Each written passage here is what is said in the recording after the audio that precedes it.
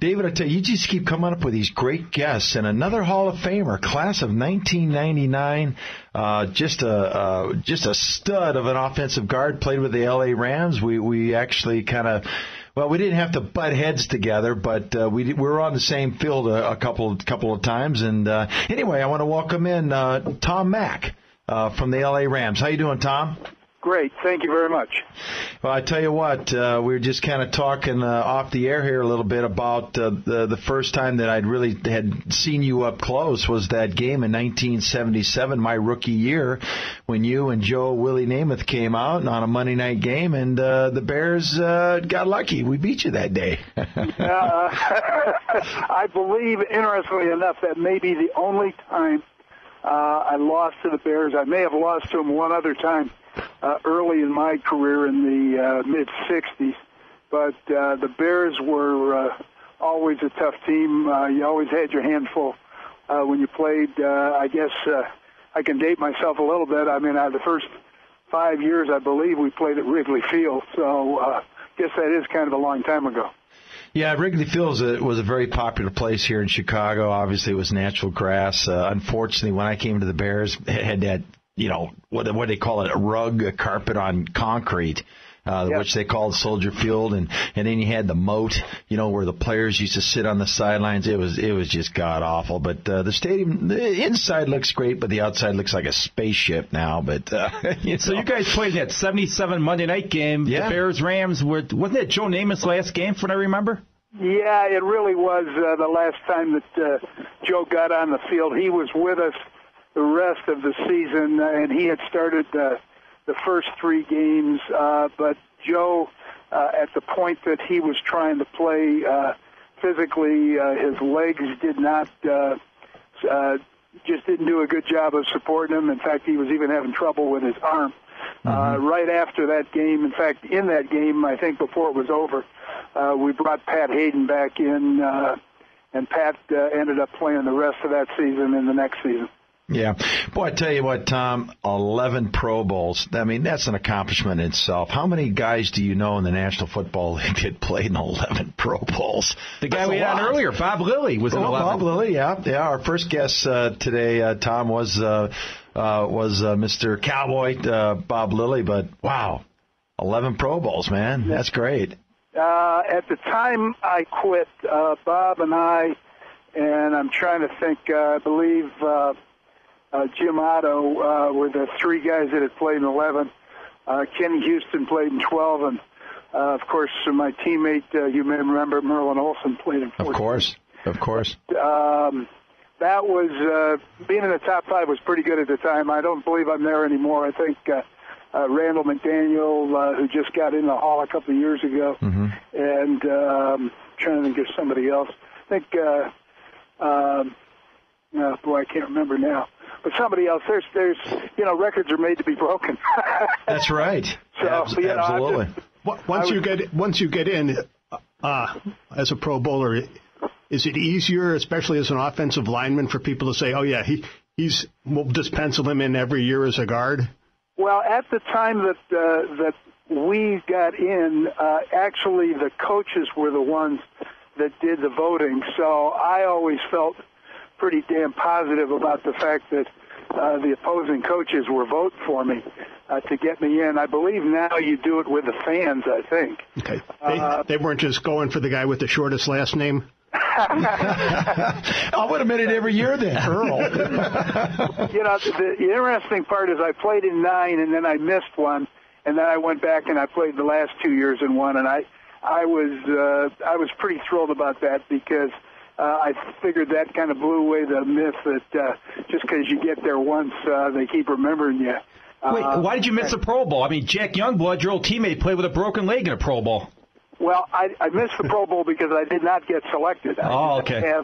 It was interesting. It was the first year that they were really trying to change the blocking rules, and instead of having your hands, you had to keep your hands closed like you were boxing with a fist, and you literally had to push off against defensive linemen. You'd stop them and punch them and knock them backwards. And they were trying to go to what you have today, which is open hands, and what you do with those open hands now is you grab and you pull the guy to you. Could you teach the Bears how to do that? Their offensive line doesn't do anything. A good offensive lineman today weighs about 50 pounds more than I did because I played at 250, and he's really more of a sumo wrestler than a kind of a form blocker of the old style where you had to on a run you either had to lock up and stay with the guy by driving your legs, or on a pass you had to be able to stop the guy and knock him backwards a couple times before he got to the quarterback. Yeah, we 3 weeks ago we had Joe Namath on the air, and he was just telling me today's offensive tackles and guards hands don't even touch the ground anymore. It's strictly, they don't even hardly bend at the waist. I mean, it's just or bend at the knees. It's just bend at the waist and go and so forth. Tuning in to WIND 560 AM, but why should they, man? We're talking to Hall of Famer Tom Mack with the LA Rams and just talking a little bit of stories about that Joe Namath game. And Doug Plank, I believe, was the guy who intercepted his last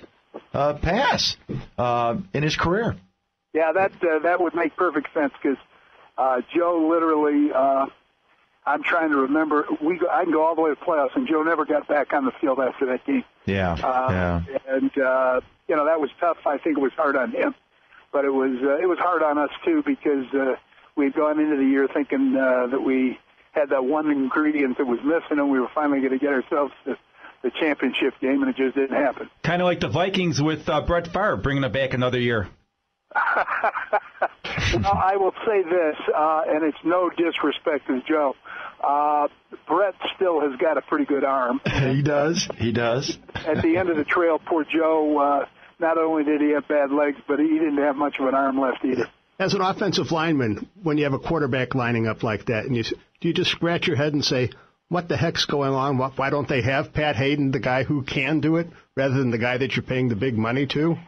Well, actually, no. Your first reaction and going through the summer, you keep hoping that Joe's going to find his groove because he's been there before, and that's why they really picked him up, because he had been there before. He was a really good player and a tough player, and it just, it's one of those things that physically it just wasn't going to be that year. But going into the thing, you really wanted it to happen, and you figured Pat had actually played the 2 years prior to that, so you knew you had a reliable backup. That wasn't the problem. And then we were looking for that little bit extra, and by the fourth game there, especially ended up losing to the Bears, we just figured, hey, he really doesn't have it, so we got to go with the other horse and see if we can make that happen. Hey, Tom, in your great career there with the Rams, your offensive line coach, what was it? Who was he? For most of the time I played was a guy named Ray Prohaska. Okay. And he was... what was his background? Well, he went to the University of Nebraska, played football there, I believe, in the 40s. Ray has passed away now, but he originally came to the Rams when George Allen came, which was my rookie year, 1966. Prior to that, he'd been the line coach for the St. Louis Cardinals. And he was with us 5 years, and he went away for 2 years when we had Tommy Prothro with us. Right. I'm trying to remember where Ray went. I think, if I remember right. Well, the question I want to bring up is was he an offensive lineman either in college or did he play in the NFL? No, he didn't play in the NFL. He had played in college. Okay. And he may have caught on in the NFL because of the service and whatnot. It was hard to say. In fact, there were two leagues at the time in the late 40s. So he may have caught a year or two. But what's interesting about most coaches, to be honest with you, is that most coaches have never played pro football. You probably know that better than I do. But isn't that a problem? Don't you want people who played to teach you how to play, or at least played at the college level that actually played the position that they're coaching? See, I'm just coming up with this is a scenario that's driving us Bear fans crazy. Okay. Yeah, we've got this wonderful genius offensive coordinator, Mike Martz, is our OOC. Okay. Right. But then you got a quarterback coach that never played the game. What is he doing there besides holding a clipboard? How can you title a guy quarterback coach? I don't understand it. Here's what's interesting. A fella who was with the Rams for 2 years when Tommy Prothro was the coach was a guy named Bob McKittrick. McKittrick ended up being the line coach for the San Francisco 49ers all through the 80s and 90s and all of their championship teams. And when he came to the Rams, he has coming from college. He'd never been in the pros before, and he had played in college, but he'd never played in the pros. He actually didn't know anything about anybody or technique or anything else, and what he did over a period of about 7 years was he picked everybody's brain. He asked us why we did things, how we did things. He really couldn't help us too much technique-wise, but until he got later down in his career, and then he was probably, I thought, maybe the best coach in the NFL as a line coach, because he had learned from us all of our techniques plus all of the guys beyond us, and he could reason with players better than any coach I've ever seen. I mean, you had it tough in practice. You were going against Merlin, Olsen, Jack Youngblood, Deacon Jones. Well, Rosey, Grier, Roger Brown. Yeah, we had to name a couple more. How many head slaps did you get from Deacon? Well, I tell you what, my rookie year in practice, I'm playing against Rosey, and Rosey was late in his career. It was his second last year, and Rosey would come about every 2 or 3 plays. You never knew when he was going to decide to tee off and come, and he slapped me in the side of the head and about knocked me over. and so I went back to the coach at the time, this Prohaska fellow. I said, what do you recommend? He says, well, put your arm up, and when he slaps you, it'll slide up to the top of your helmet, and it kind of miss you. So I tried it once, and it really worked good.